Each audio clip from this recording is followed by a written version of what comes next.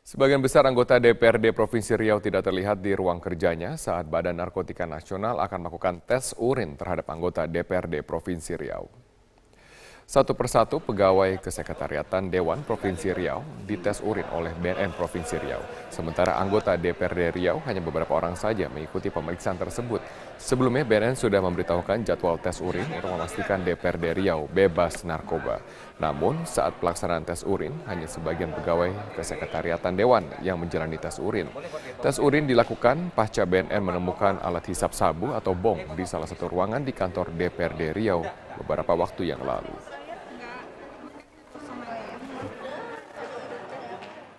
Ke informasi lain pemirsa, Komisi Pemberantasan Korupsi tengah mencocokkan laporan 34 proyek pembangunan listrik yang mangkrak. KPK akan menggandeng BPKP dan BPK untuk menelusuri kasus tersebut. Sementara PT Perusahaan Listrik Negara akan mendukung BPKP untuk meneliti lebih dalam tentang 34 proyek pembangkit listrik yang sempat mangkrak sejak 2007. Kepala Satuan Komunikasi Korporat PLN Imade Suprateka mengatakan dari 34 proyek yang terkendala, saat ini terdapat 17 proyek yang telah dilanjutkan. 6 proyek telah diputuskan kontraknya dan diambil alih oleh PLN. Sementara 11 proyek yang terminasi telah disiapkan opsi pengganti untuk penyediaan tenaga listrik dengan perluasan jaringan transmisi dan gardu induk. Semua proyek terkendala ini merupakan proyek-proyek yang berada dalam kontrak tahun 2007 hingga 2012. Dengan total 11 proyek terminasi berkapasitas 147 MW dan tidak ada satupun yang masuk program 35.000 MW. Penyelesaian proyek terkendala ini terbantu dengan adanya Perpres nomor 4 tahun 2016 tentang percepatan infrastruktur kelistrikan. Ini ada 17 yang berjalan ya, 17 yang berjalan sudah go on ya. Jadi ada 17 yang sudah go on dan ada 11 yang akan diterminate ya, terminate. Nah, jadi ada juga yang sekitar 3 yang sedang dalam proses untuk diterminasi karena akan dilanjutkan oleh PLN ya. Gubernur Petahana DKI Jakarta Basuki Cahayapurnama belusukan di kawasan Pulau Mas Rawamangun, Jakarta Timur. Kedatangan Ahok disambut penuh antusias oleh warga. Bahkan untuk berjalan sejauh 100 meter saja membutuhkan waktu hampir 2 jam.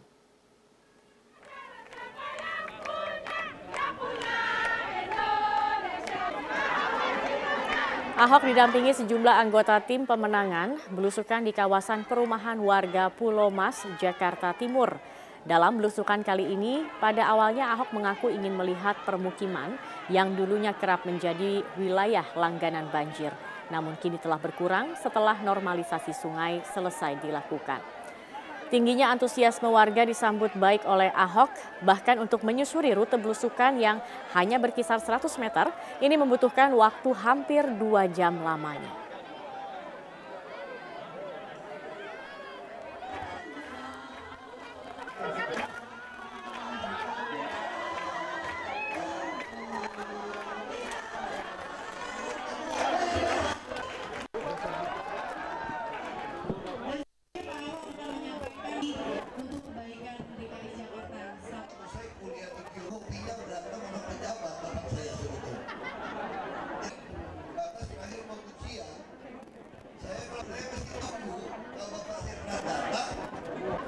Ratusan rumah warga di Kabupaten Bojonegoro, Jawa Timur rusak akibat diterjang hujan dan angin kencang.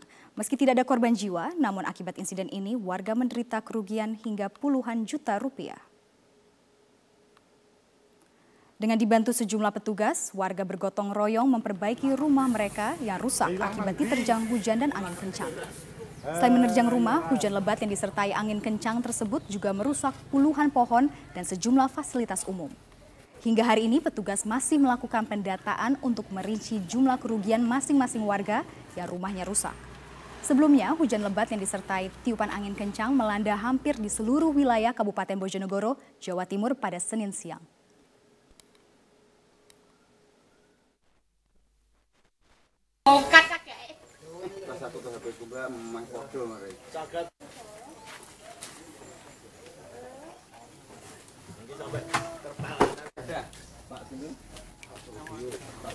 Bismillahirrahmanirrahim. Assalamualaikum warahmatullahi wabarakatuh.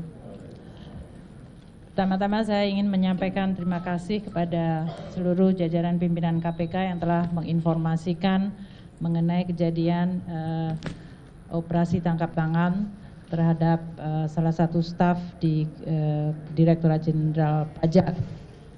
Tentunya saya sangat kecewa terhadap tindakan dari aparat pajak, terutama pada saat kami semuanya sedang di dalam proses untuk membangun kembali kepercayaan wajib pajak melalui suatu program tax amnesty yang ini menggambarkan dibutuhkannya kepercayaan dua belah pihak, yaitu dari wajib pajak dan juga dari aparat pajak.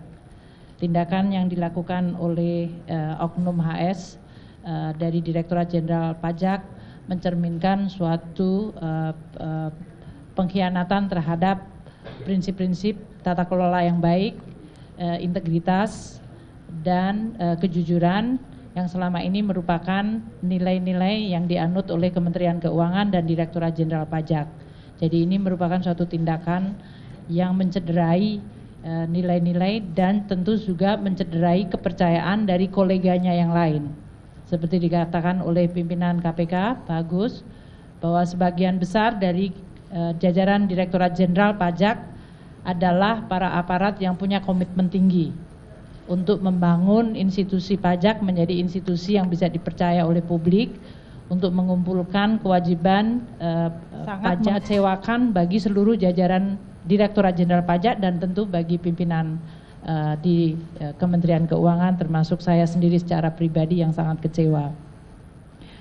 Kami Kementerian Keuangan, saya sendiri akan terus mendukung langkah KPK untuk mengusut kasus ini secara tuntas. Kasus ini sudah masuk di dalam proses penegakan hukum dan oleh karena itu Kementerian Keuangan akan berkomitmen membuka akses yang seluas-luasnya bagi KPK untuk mendalami kasus ini. Karena saya sangat menginginkan bahwa momentum ini akan menjadi salah satu trigger atau pemicu yang kredibel bagi pembersihan dan perbaikan Direktorat Jenderal Pajak. Kalau kami selama ini berkomunikasi bahwa melalui tax amnesty dan reformasi kami ingin membangun kepercayaan publik, maka kami menganggap bahwa hikmah dari OTT ini adalah suatu upaya yang jauh lebih sistematis dan kredibel untuk membangun Direktorat Jenderal Pajak yang bersih dari korupsi dan memiliki nilai integritas yang baik. Kami juga akan bekerja sama dengan KPK untuk mengintensifkan berbagai upaya pencegahan korupsi dan memperbaiki sistem tidak hanya di Direktorat Jenderal Pajak, tadi di Kementerian Keuangan keseluruhan. Kami menganggap bahwa Kementerian Keuangan merupakan lembaga yang sangat penting, sangat strategis yang memiliki amanah untuk mengelola keuangan negara secara bersih dan kredibel. Dan itu tidak mungkin dilakukan secara sendiri tanpa ada bantuan dan dukungan dari institusi yang kredibel seperti KPK. Sehingga saya sangat menyambut dan meminta untuk KPK membantu kami. Sehubungan dengan reformasi di Direktorat Jenderal Pajak yang telah saya sampaikan beberapa saat ini, maka saya akan segera membentuk dan mengumumkan tim reformasi di Direktorat Jenderal Pajak yang tidak hanya menyangkut masalah korupsi, tapi menyangkut ada 5 hal yang sangat strategis. Yang tentu pertama adalah masalah SDM dan Code of Conduct, yang ini menyangkut masalah integriti, pembersihan terhadap aspek-aspek korupsi, tapi lebih kepada juga perbaikan skill, kompeten, dan profesionalisme. Yang kedua adalah menyangkut masalah information system dan database, karena ini akan sangat membantu kami untuk mengidentifikasikan kewajiban dari wajib pajak secara objektif dan mengurangi interaksi dari aparat pajak secara tidak perlu yang kemudian bisa menimbulkan berbagai transaksi seperti yang terjadi pada OTT ini. Yang ketiga, kami perlu dan memandang penting untuk memperbaiki bisnis proses. Anda menyaksikan Headline News pukul 5 waktu Indonesia Barat. Komisi Pemberantasan Korupsi pada Senin malam melakukan operasi tangkap tangan terhadap seorang petugas pajak berinisial HS. Sekitar pukul 10 Senin malam, sejumlah penyidik KPK tiba di gedung KPK dengan mengendarai 3 mobil operasional KPK serta sebuah mobil milik pelaku penyuapan berinisial Y. Sebagian penyidik kemudian membawa Y dan HS ke dalam gedung KPK, sementara sebagian penyidik lain menggeledah mobil Y. Berdasarkan informasi yang diterima Metro TV, HS merupakan seorang petugas pajak eselon 3 di Dirjen Pajak Kementerian Keuangan Republik Indonesia, sementara Y adalah seorang wajib pajak. Selain menangkap Y dan HS, dari operasi tangkap tangan ini penyidik menyita sebuah mobil serta sejumlah uang yang diduga hasil praktek suap.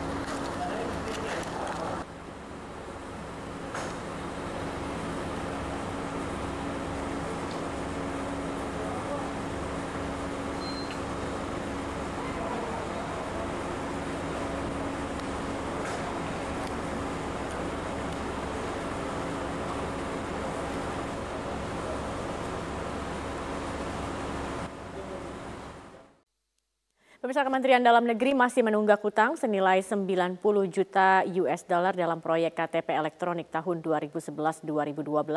Data 110 juta warga negara Indonesia terancam disalahgunakan oleh pihak asing. Menteri Dalam Negeri Cahyokumolo mengungkapkan tagihan dari perusahaan Amerika mitra Kementerian Dalam Negeri dalam proyek KTP elektronik 2011-2012.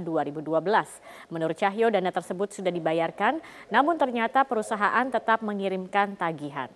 Cahyo menyatakan hal yang perlu dikhawatirkan adalah data 110 juta warga bisa disalahgunakan oleh pihak asing. Hal ini sudah dikomunikasikan dengan KPK untuk ditindaklanjuti. Itu yang perusahaan itu hampir terus mengejar saya. Saya sudah ketemu, tidak mungkin kami dan DPR minta dianggarkan kembali 90 juta US, nggak mungkin. Kami juga sudah konsul ke KPK juga. Juga KPK tidak setuju, sudah dianggarkan lewat APBN, didukung oleh DPR.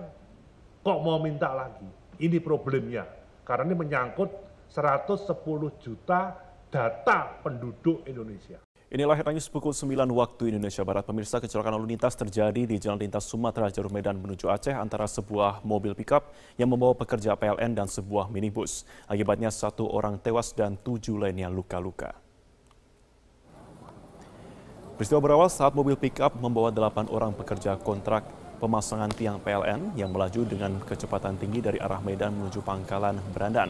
Namun naas saat hendak melewati truk di Jalan Lintas Sumatera, Desa Air Hitam, tiba-tiba mobil oleng hilang kendali kemudian menabrak mobil minibus yang datang dari arah berlawanan hingga kedua mobil terbalik. Polisi lalu lintas yang turun ke lokasi kejadian bersama warga mengevakuasi semua korban ke RSUD Tanjung Pura. Seorang penumpang pickup tewas saat dalam perjalanan menuju rumah sakit, sedangkan 7 pekerja kontrak PLN lainnya mengalami luka-luka.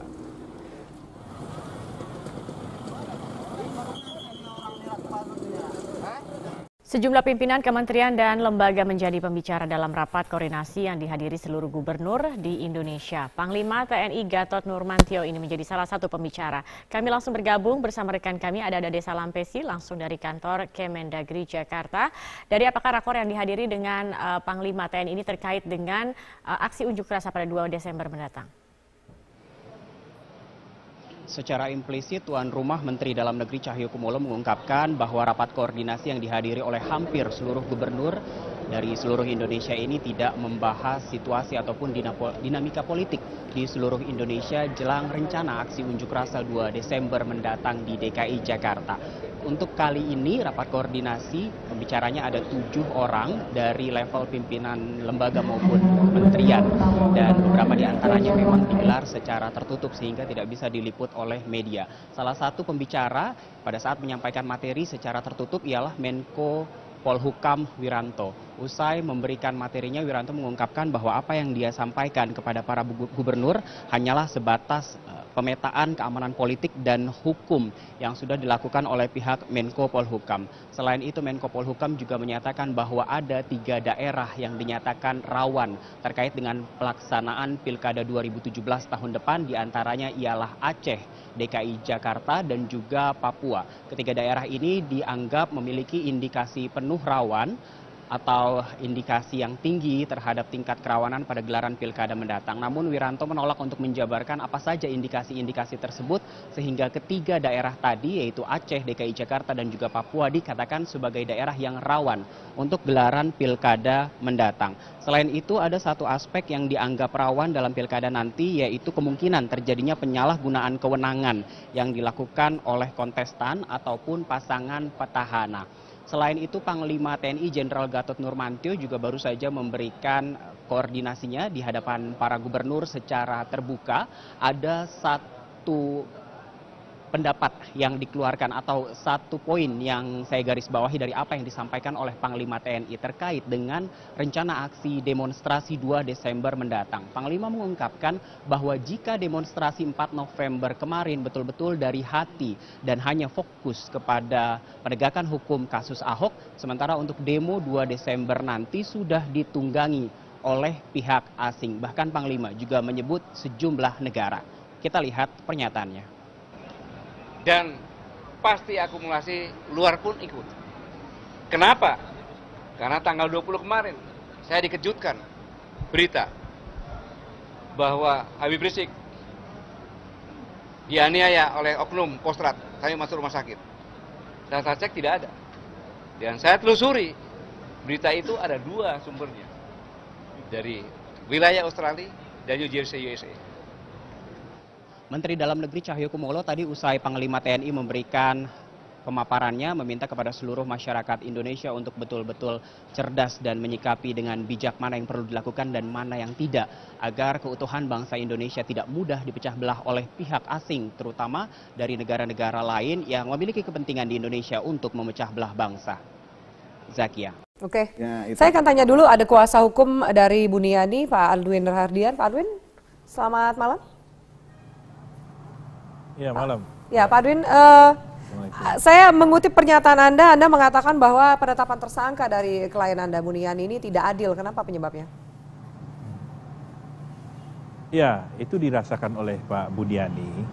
Artinya begini, prosesnya kurang fair. Meskipun itu hak tersendiri ya, penyidik, baik itu dia punya hak subjektif ataupun objektif. Hanya kemudian pertama begini kronologisnya. Beliau dipanggil itu pertama kali sebagai saksi, ya. Beliau datang, terus kemudian pemeriksaan dimulai, berakhir di kurang lebih pukul 20, pukul 8. Ketika selesai penandatanganan BAP, langsung disodorkan surat penangkapan, ya kan? Dan hal itu tidak lazim begitu menurut kami. Karena apa? Yang lazim harusnya seperti apa menurut Pak Buni Anda? itu kan ada di kantor. Begini, tidak perlulah surat penangkapan itu keluar. Sekarang dengan kasus yang sama, apple to apple misalkan dengan Pak Ahok, keluar nggak surat penangkapan? Sampai kemudian 1 kali 24 jam diperiksa di Polda Metro misalkan. Kan tidak juga. Apalagi yang bersangkutan datang ke kantor. Buat apa begitu keluar surat penangkapan, ya kan? Tapi lagi-lagi itu ya hak penyidik, kita hargai. Tapi kemudian itu disesalkan oleh klien kami, Pak Buniani, bahwa ini tidak equal. Ya. Kalau tidak adil, Anda ada rencana untuk pra-peradilan status tersangka klien Anda, Pak Aldwin? Ya, kita nanti akan kaji secara bersama, tapi tentunya akan seperti itu. Karena apa? Pertama, ini tidak digelar secara terbuka. Ya, gelar perkaranya harusnya terbuka seperti apa yang terjadi pada kasus Pak Ahok. Terbuka di sini bahwa satu sama lain menyodorkan para saksi ahli. Ya, apalagi yang dituduhkan ini Undang-Undang ITE pasal 28 ayat 2. Ya, di mana sangat multi interpretasi. Apalagi yang dipersoalkan kan sudah bukan video lagi. Video itu sudah tuntas dan pemeriksaan forensik Barreskrim tidak ada persoalan. Tidak ada yang mau kata-katik itu, video itu. Tapi itu kan yang utama, karena pertama kali sumbernya adalah Pemprov DKI. Yang kedua, ya, yang dipersoalkan itu adalah caption. Ya, caption, intisari dan pendapat pribadi Pak Buni. Semua orang melakukan hal yang sama. Pak Buni mengupload ulang itu tanggal 6 Oktober, ya. dia mengupload ulang dari media NKRI, ditambahkan caption di bawahnya. Ya. Nanti saya akan bacakan ya Pak. Saya akan bacakan Pak Arwin melakukan hal yang sama. Supaya pemirsa juga paham apa yang disangkakan terhadap klien Anda Buniani ini. Tersangkanya adalah kasus dugaan pencemaran nama baik dan penghasutan terkait SARA, bukan karena mengupload video tersebut. Nanti saya akan bacakan 3 paragraf yang kemudian dianggap pihak kepolisian sebagai salah satu alat bukti. Kami lanjutkan pemirsa sesaat lagi. Tetaplah bersama kami di Prime Time. Bismillahirrahmanirrahim. Assalamualaikum warahmatullahi wabarakatuh. Pertama-tama saya ingin menyampaikan terima kasih kepada seluruh jajaran pimpinan KPK yang telah menginformasikan mengenai kejadian operasi tangkap tangan terhadap salah satu staf di Direktorat Jenderal Pajak. Tentunya saya sangat kecewa terhadap tindakan dari aparat pajak, terutama pada saat kami semuanya sedang di dalam proses untuk membangun kembali kepercayaan wajib pajak melalui suatu program tax amnesty yang ini menggambarkan dibutuhkannya kepercayaan dua belah pihak, yaitu dari wajib pajak dan juga dari aparat pajak. Tindakan yang dilakukan oleh Oknum HS dari Direktorat Jenderal Pajak mencerminkan suatu pengkhianatan terhadap prinsip-prinsip tata kelola yang baik, integritas, dan kejujuran yang selama ini merupakan nilai-nilai yang dianut oleh Kementerian Keuangan dan Direktorat Jenderal Pajak. Jadi ini merupakan suatu tindakan yang mencederai nilai-nilai dan tentu juga mencederai kepercayaan dari koleganya yang lain. Seperti dikatakan oleh pimpinan KPK, Pak Agus, bahwa sebagian besar dari jajaran Direktorat Jenderal Pajak adalah para aparat yang punya komitmen tinggi untuk membangun institusi pajak menjadi institusi yang bisa dipercaya oleh publik untuk mengumpulkan kewajiban sangat mengecewakan bagi seluruh jajaran Direktorat Jenderal Pajak dan tentu bagi pimpinan di Kementerian Keuangan, termasuk saya sendiri secara pribadi yang sangat kecewa. Kami Kementerian Keuangan, saya sendiri akan terus mendukung langkah KPK untuk mengusut kasus ini secara tuntas. Kasus ini sudah masuk di dalam proses penegakan hukum dan oleh karena itu Kementerian Keuangan akan berkomitmen membuka akses yang seluas-luasnya bagi KPK untuk mendalami kasus ini. Karena saya sangat menginginkan bahwa momentum ini akan menjadi salah satu trigger atau pemicu yang kredibel bagi pembersihan dan perbaikan Direktorat Jenderal Pajak. Kalau kami selama ini berkomunikasi bahwa melalui tax amnesty dan reformasi kami ingin membangun kepercayaan publik, maka kami menganggap bahwa hikmah dari OTT ini adalah suatu upaya yang jauh lebih sistematis dan kredibel untuk membangun Direktorat Jenderal Pajak yang bersih dari korupsi dan memiliki nilai integritas yang baik. Kami juga akan bekerja sama dengan KPK untuk mengintensifkan berbagai upaya pencegahan korupsi dan memperbaiki sistem tidak hanya di Direktorat Jenderal Pajak, tadi di Kementerian Keuangan keseluruhan. Kami menganggap bahwa Kementerian Keuangan merupakan lembaga yang sangat penting, sangat strategis yang memiliki amanah untuk mengelola keuangan negara secara bersih dan kredibel. Dan itu tidak mungkin dilakukan secara sendiri tanpa ada bantuan dan dukungan dari institusi yang kredibel seperti KPK. Sehingga saya sangat menyambut dan meminta untuk KPK membantu kami.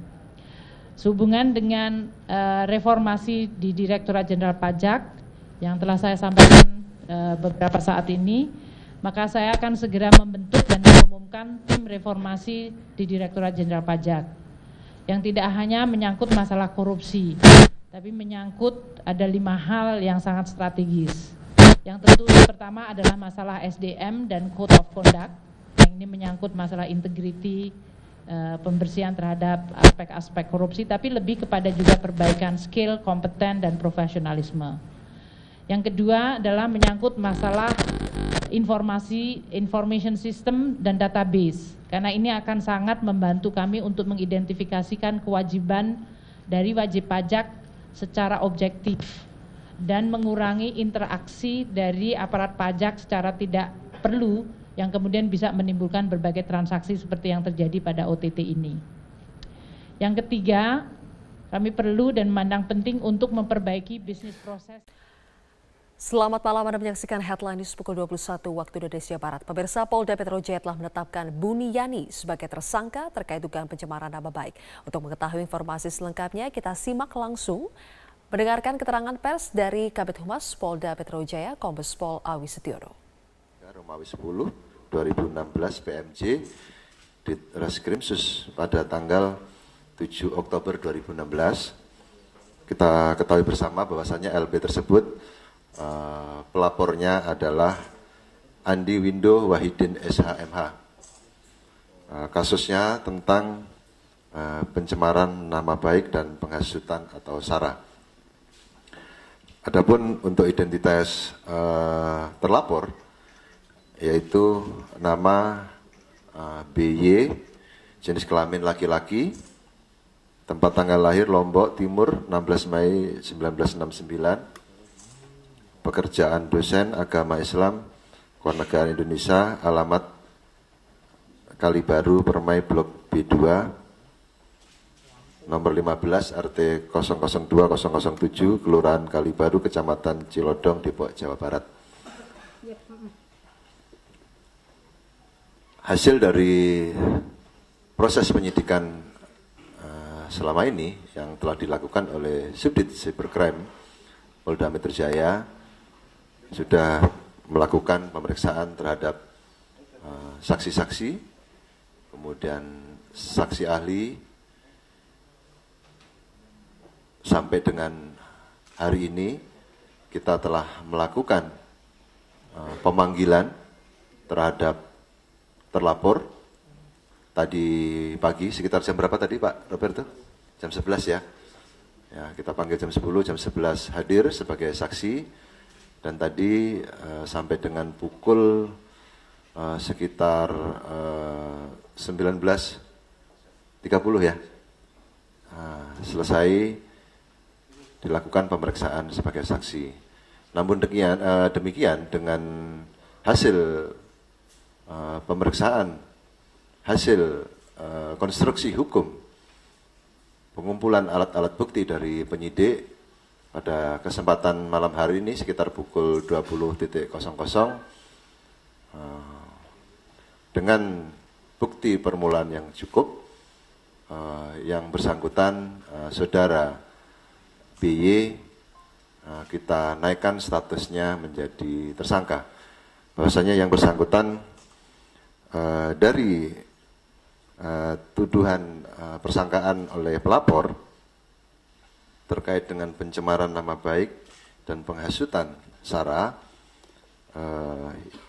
yang dapat kita penuhi terkait dengan unsur-unsur perbuatan pidananya, yaitu terkait dengan Ini ada informasi terbaru, kami baru saja mendapatkannya. Telah terjadi gempa yang cukup besar yang mengguncang wilayah Jepang. Gempa berpotensi menimbulkan tsunami. Gempa mengguncang dengan kekuatan sekitar 6,9 hingga 7,3 skala Richter. Gempa terjadi di wilayah timur laut Jepang pagi ini dan berpotensi terjadi tsunami. Tsunami diperkirakan akan menyapu wilayah prefektur Fukushima, Jepang. Gelombang tsunami diperkirakan mencapai ketinggian 3 meter yang akan menyapu wilayah timur laut. Badan Geologi Amerika Serikat mengatakan gempa berkekuatan 6,9 skala Richter dengan kedalaman sekitar 11,3 km. Namun Badan Geologi Jepang memperkirakan gempa berkekuatan 7,3 skala Richter ini terjadi pada pukul 6 pagi waktu Jepang di perairan Fukushima. Di wilayah timur laut Jepang terdapat 4 lempeng tektonik yang memungkinkan terjadi gempa setiap tahunnya. Sebelumnya beberapa tahun lalu wilayah ini juga pernah diguncang gempa yang cukup hebat. Waktu itu reaktor nuklir Fukushima rusak berat dan warga harus dievakuasi. Sementara pada bulan April lalu gempa mengguncang prefektur Kumamoto di wilayah selatan Jepang. 1.700 orang dievakuasi dan 50 orang meninggal dunia.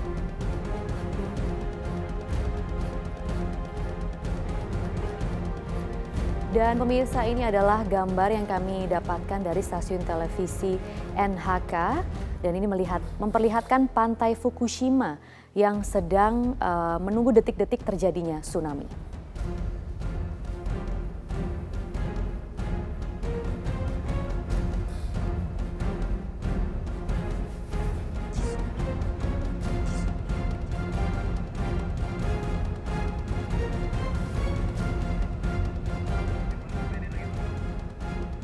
Ya, Jepang memang merupakan negara pemirsa yang sering terjadi gempa yang juga berpotensi terjadi tsunami dan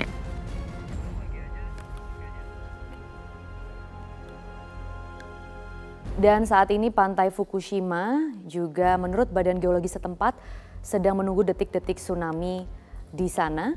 Dan pemirsa, gempa dengan kekuatan sekitar 6,9 hingga 7,3 pada skala Richter ini mengguncang wilayah Jepang pada sekitar pukul 6 waktu setempat. Gempa terjadi di wilayah timur laut Jepang pagi ini dan berpotensi terjadi tsunami.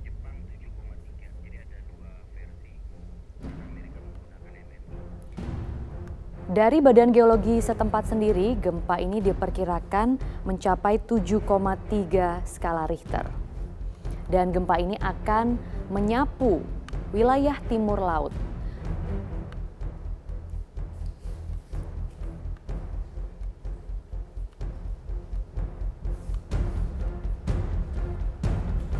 Dan pemirsa, di wilayah timur laut Jepang terdapat 4 lempeng tektonik yang memungkinkan terjadi gempa setiap tahunnya.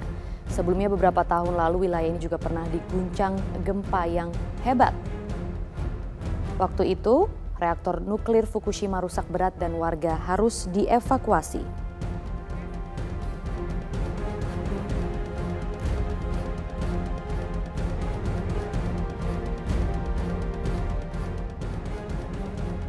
Oke, Mas Burhan, kalau misalnya menurut Anda, apakah betul kasus penistaan agama yang diduga dilakukan oleh Pak Ahok ini kemudian menjadi pintu masuk untuk melakukan aksi yang lebih jauh, yakni aksi makar? Begini, kalau kita lihat ya sinyalemen yang terjadi mengikuti kasus Al-Maidah 51 itu terlalu kecil kalau sasarannya hanya Pak Ahok. Jadi kalau saya lihat memang ada dua indikasi. Indikasi pertama, Ahok semata-mata menjadi semacam sasaran antara untuk tujuan akhir yang bukan berhenti pada Ahok saja. Mengapa demikian? Kalau Ahok saja yang menjadi sasaran itu terlalu, tanda kutip, terlalu kecil. Terutama buat mereka yang punya motivasi politik di luar dari itu. Nah, apa alasannya? Alasannya simple.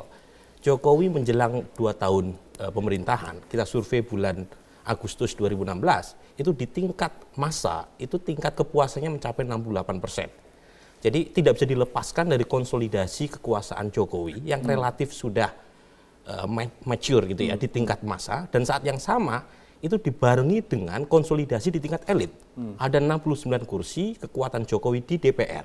Nah, yang menarik buat saya adalah ketika lapisan elit dan massa sudah berada di belakang pemerintahan nasional, kemudian ada pintu masuk melalui oposisi jalanan.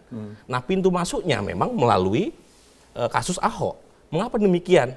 Karena kalau sudah bicara faktor primordial, itu rasionalitas berhenti. Dan kebetulan memang harus diakui, pernyataan Ahok itu politically incorrect gitu loh. Karena dia sudah masuk pada wilayah Ahok yang diyakini oleh sebagian orang. Gimana? Kenapa kemudian yang disasar Ahok tapi tujuannya jauh lebih dari itu? Siapa yang kemudian ini nggak bisa dilepaskan dari 2019.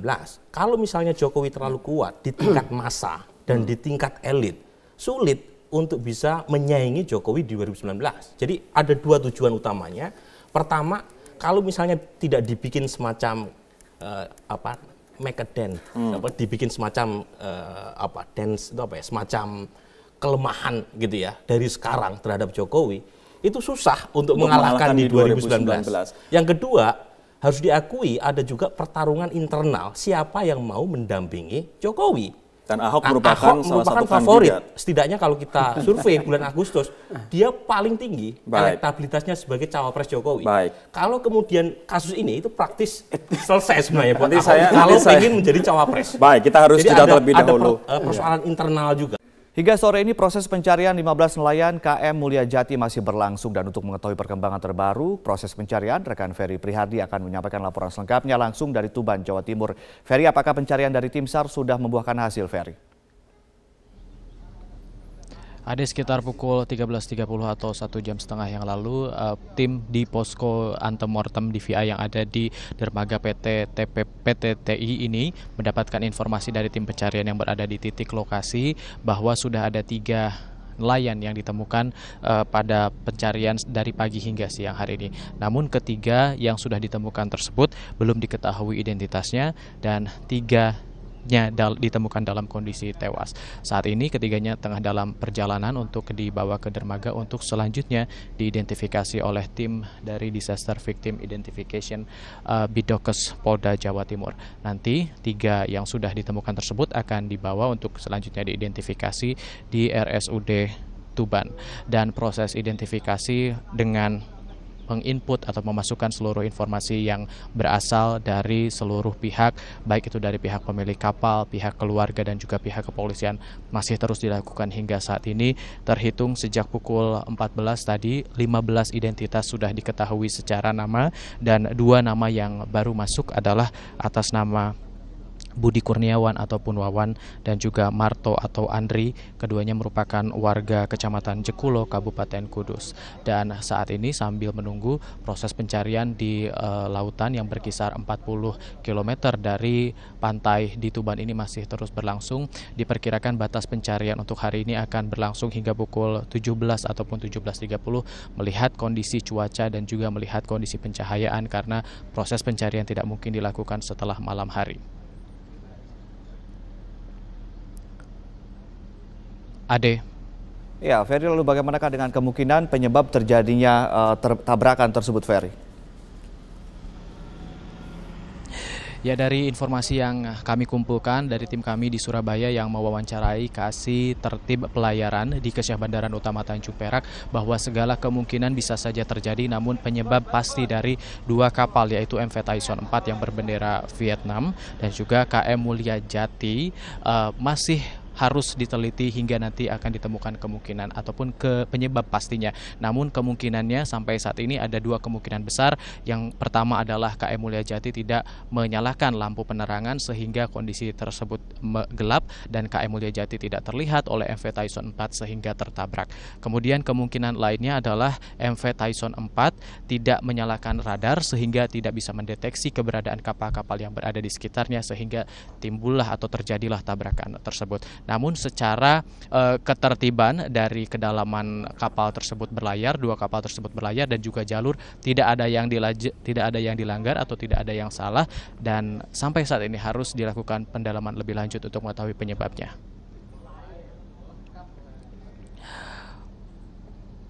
Untuk sementara kembali ke studio Ade. Baik, terima kasih Ferry Prihadi melaporkan langsung dari Tuban, Jawa Timur dan selamat kembali bertugas. Selamat siang pemirsa, inilah Headline News pukul 14 waktu Indonesia Barat. 15 nelayan dinyatakan hilang akibat kapal berbendera Thailand dan kapal nelayan tabrakan di perairan Tuban, Jawa Timur.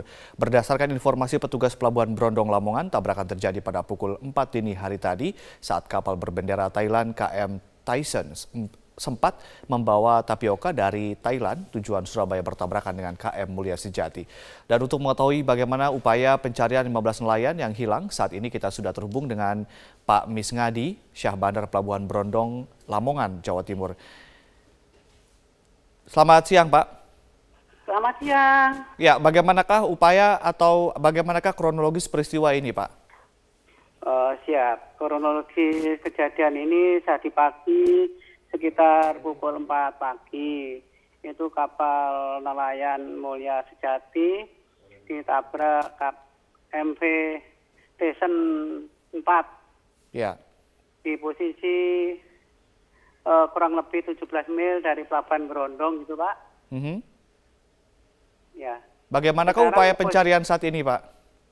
Untuk posisi sekarang sudah dalam tahap evakuasi terhadap 12 orang yang selamat. Untuk yang 15 masih belum diketahui nasibnya.